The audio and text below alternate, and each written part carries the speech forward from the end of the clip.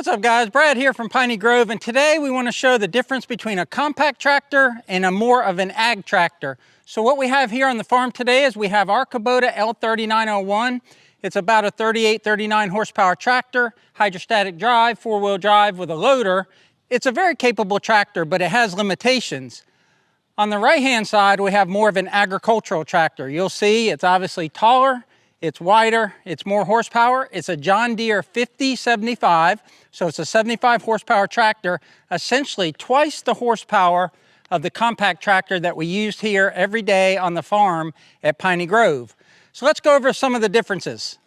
So now that I'm standing between the two machines, it's obvious to see there's a size difference. I'm right at 6 foot tall.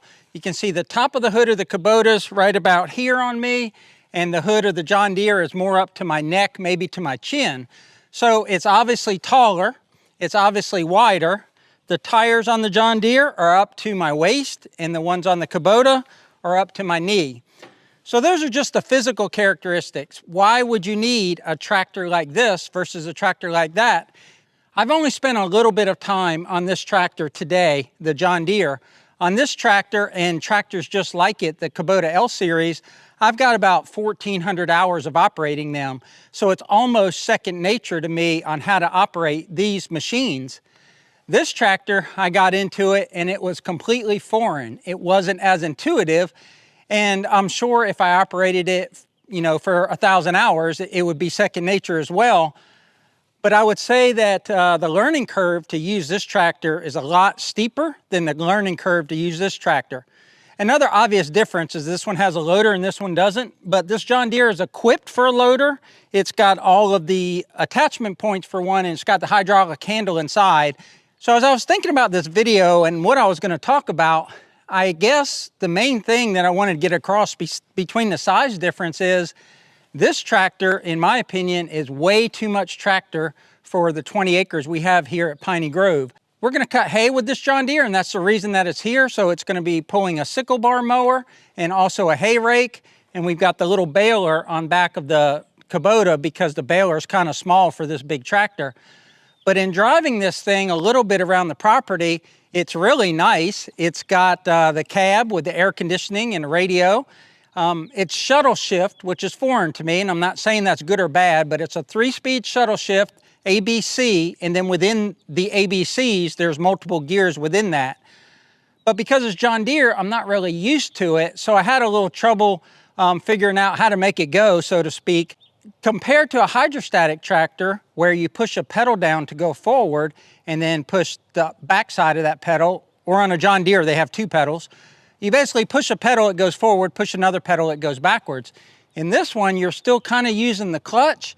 It does have the shuttle shift, so you can go from forward to reverse without shifting gears, but it's more complicated. It's more complicated to drive, and I found the little bit that I was using it that I was focused more on operating the tractor as opposed to paying attention to the implement on the back. Whereas this one, without the cab and with the hydrostatic transmission, I already knew what the tractor was going to do as far as how it was going to move, and I can focus more on either operating the loader or operating what's behind it. So those are things that stuck out to me right away when I used this tractor. And again, it's not fair to the John Deere because I don't have the hours on it, but I still think if I had the hours, I would be limited with what I could do with this bigger tractor. And that almost goes contrary to what you hear, which is buy the biggest tractor you can afford. And nothing against John Deere. We are not sponsored by Kubota. It's just what I'm familiar with. If I was buying a new tractor tomorrow for the 20 acres and what we do, and we have 300 videos out there, so you can see what we do with a tractor. We do a lot with a tractor. Even if I got a John Deere, I think I would want something more this size or just a hair bigger than a really big tractor like this. Now, to take that one step further, if we had large acreage where we needed to tow wide equipment that needed a lot of horsepower to drive it, like my good friend Joe the farmer, he's got 135 acres up there in Nashville, Tennessee, and he has a big Coyote tractor, I think it is. It's 50, 60, 70 horsepower, cab, all the bells and whistles, and he tows a batwing mower.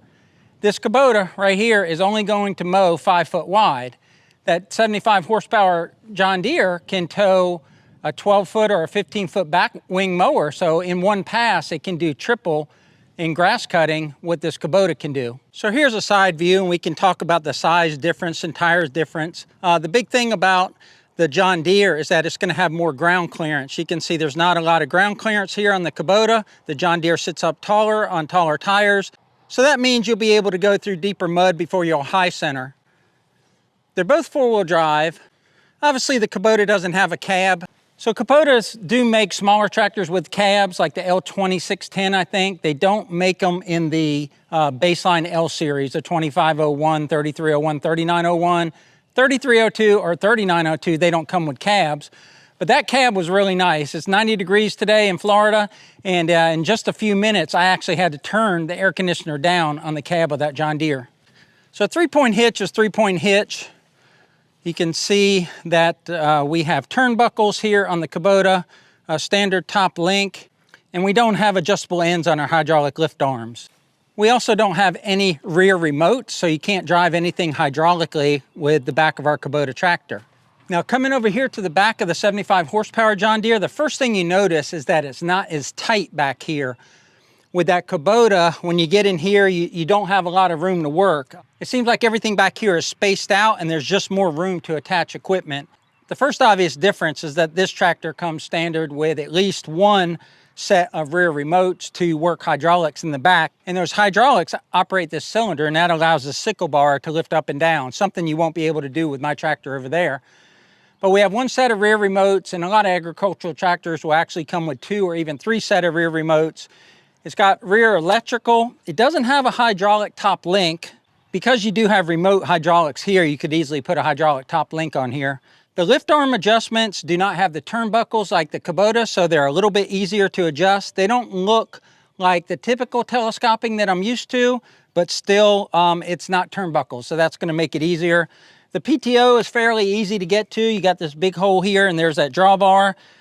Now, a lot of these big agricultural tractors will have some sort of lift arm. I've seen Hank Hamilton with his TYM with an arm right here that allows the three-point hitch to go up and down so you can work back here instead of going back and forth to the tractor to get your implements hooked up. I see a bunch of plastic fill-in-the-blank type of things here on the fender. So I guess those are options to put buttons here to have that, but this particular tractor doesn't have it. But I could see immediately where that would be a huge pain with this tractor, hooking up the three-point hitch equipment and having to go in and out of the tractor if you're off just a little bit. So if I were to get an agricultural tractor, I would definitely want those remote hydraulics right here so I could manipulate the three-point hitch. But the ends of these lift arms are adjustable, so these will actually adjust out. So that makes it easier to hook up three-point equipment. And you also see that this sickle bar, this pin is inside of the lift arms, but it's not completely filling up the hole.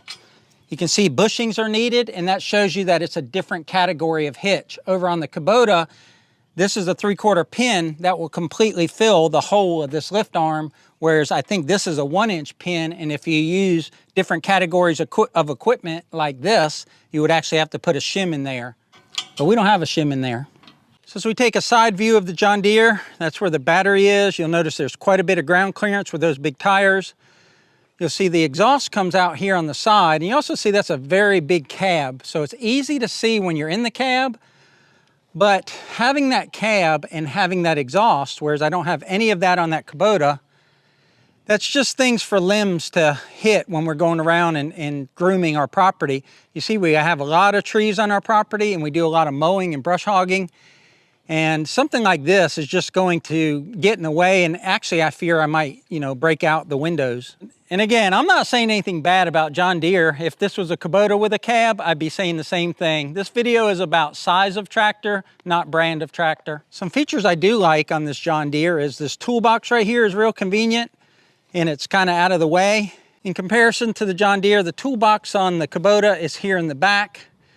You could find a way to put it more forward on the Kubota, but that's just where it happens to be. You fill your fuel here on the side, and that's right at hip level when you're pouring out a 5-gallon container, whereas on the Kubota, it's in the center of the hood and it's real hard to get to. That's one thing I don't understand on this L series of Kubota is why they couldn't put that fuel filler somewhere else. That's really hard to get to, and I always spill fuel all over my hood when I'm filling up this tractor. So it's gonna be kind of hard to bring the camera in here and really show what's going on.